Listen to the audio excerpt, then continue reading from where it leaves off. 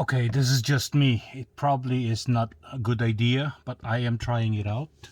So I have put back the cover for the air filter, but instead of returning the difficult to remove unusual screw of was that T20 or Torx 20, um, I decided, and that screw is the one that holds the door to the air filter. Since I'm going to have to do this all over again, I decided to just use, if you can see right there, up there, I decided to just keep it in place using a duct tape instead of the screw. So that way, next time, 2 years from now, all I have to do is just pull it out, replace the duct tape. But I'm not going to throw away the screw. This is just experimental. I know there are different opinions about this, but I decided to make things a lot easier by not using the screw. Let's see what happens. The reason for that is because that area is actually covered by another piece of plastic.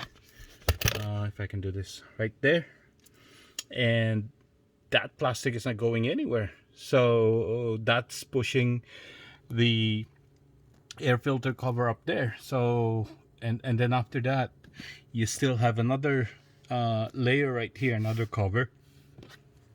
I don't think the cabin filter is going anywhere. Plus, right here, it is a little tight. It's not going anywhere. See, it's tight with the duct tape. But let's see. I can always put back the screw. It's just that, you know, for maintenance purposes, because that's a frequent maintenance. 2 years is not that long. In my other cars, they're not very difficult to remove, but this one here, not so easy.